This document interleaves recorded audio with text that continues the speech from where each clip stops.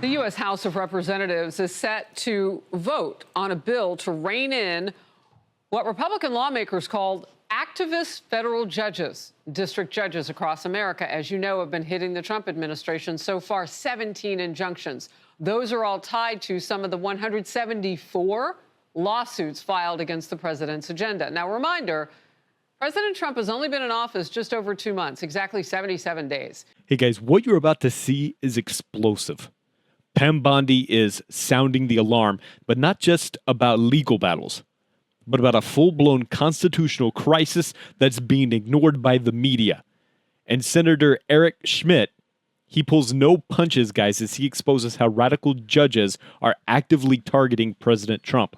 This isn't normal, this isn't fair, and this isn't justice. Watch this clip closely, guys, because what's happening in our courts right now could change the future of America. Let's go to the clip. Over 170 lawsuits filed against us. That should be the constitutional crisis right there. 50 injunctions. They're popping up every single day, trying to control his executive power. It's basically a game of whack-a-mole with these district court judges around the country who have a tremendous amount of power. They believe they do, but that's why we're appealing all of these cases, of course, up to the Supreme Court. Oh, they believe they have the power, all right. A new headline reads, as judges stymie Trump with nationwide orders, pressure builds on the U.S. Supreme Court. The Senate Judiciary Committee took up this topic in a hearing just last week.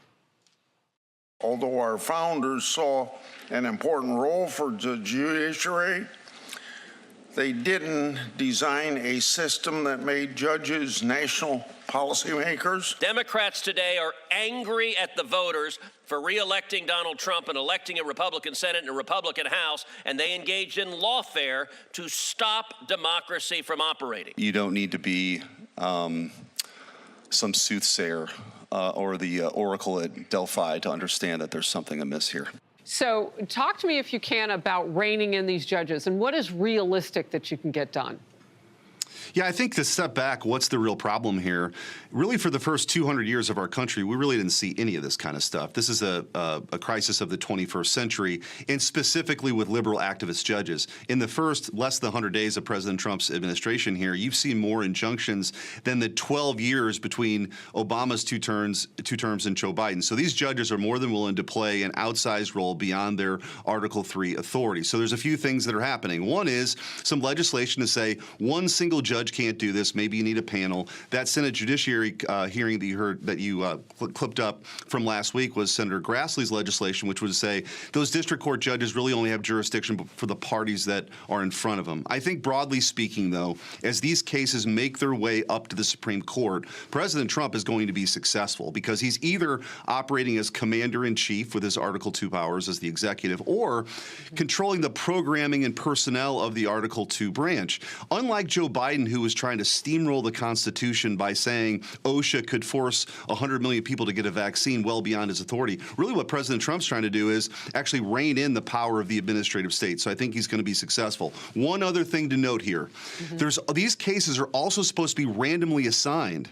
Judge Boasberg, over the weekend, it came out, he's not the emergency judge in D.C. He inserted himself in that role. He was on vacation. The case was filed at 2:30 in the morning. Somehow he ended up with that case. He wasn't the emergency judge on duty. So I think this requires further investigation and legislation. So let me get that straight, because I'll quote you on that, because that is news to me and maybe a lot of other people too. If he wasn't the emergency judge who would naturally matriculate into that position on this, he just gets to pick himself and say, well, I'm the favorite. Let me go do this case against Trump.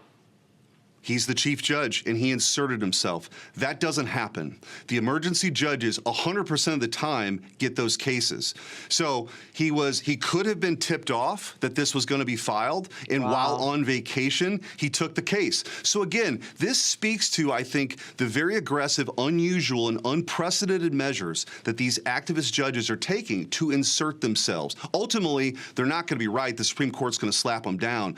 But the Judicial Conference, Chief Justice Justice Roberts ought to look at this. And we also, the Article 1 branch, I intend to file legislation to make sure this randomness, which is supposed to happen when these cases are assigned, actually happens. We need more transparency because right now, people don't think it's random at all. So what I think you are getting at is the politics that potentially are being played, where a judge who may feel a certain way politically may step up against Trump at this point. So it fits right in with a brand new opinion piece titled "America Has a Robed Politician Problem," arguing that the left, unable to secure their agenda at the ballot box, has turned to national injunctions as a weapon to engineer outcomes they could not achieve democratically. What's your take on that?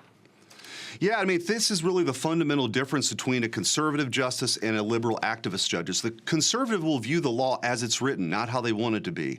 But the liberals, for a very long time in this country, they had control of the Supreme Court. They just made up things. They made up rights that didn't exist to get to a political outcome. Now that you have a more conservative court, they're desperate. They're not in power in Congress anymore. And so I think a lot of these judges are taking it upon themselves to usurp really important power. For example, when President Trump declared a predatory incursion of these criminal violent gangs, he's well within his Article 2 executive power to deport them. He can do that. The judge, by stepping in there, Judge Boasberg, by stepping in the case that we're talking about, he somehow got, said you can't do that. That is like that judge dictating missile strikes or deciding troop movements. Those are national security issues. Those are those are powers of the commander-in-chief that the judge doesn't get to do. So the separation of powers works both ways. You don't get to kind of jump into the Article 2 branch's authority on commander-in-chief powers. So I think you're about to see all these cases make their way to the Supreme Court, and I think President Trump's on very firm ground. But we should address these abuses that are happening now every day. Right. Well, I mean, he's got 4 years, so who's to think that they're going to stop anytime soon, no matter how these recent cases work out? I'm so glad you explained that, particularly with this Boasberg situation and the border. The border, of course, we have already known. We lived through it for 4 years, Senator. That was a national security threat. The president now getting his arms around that. So it seems so simplistic the way that you lay it out. Your last thought. Yeah, I think, look, President Trump's right. These are domestic cases. That's in one bucket. Then you've got these commander-in-chief cases in another bucket. But either way, President Trump's acting within his authority. You might have some hiccups here along the way, but ultimately I think we're going to get to the right result. But we should take a look at the abuses as well. Now, guys, before we break this down, do me a big favor. Hit that like button so that this video can reach more people who need to hear the truth. Guys, what you just heard wasn't some overblown headline. That was a warning. And it's one every American should take seriously. Let's start with those numbers. Over 170 lawsuits and 50 federal injunctions filed against President Trump within his first 77 days in office. Guys, that is not normal opposition. That's not checks and balances. That is political warfare through the judicial system, guys. This is lawfare. Plain and simple.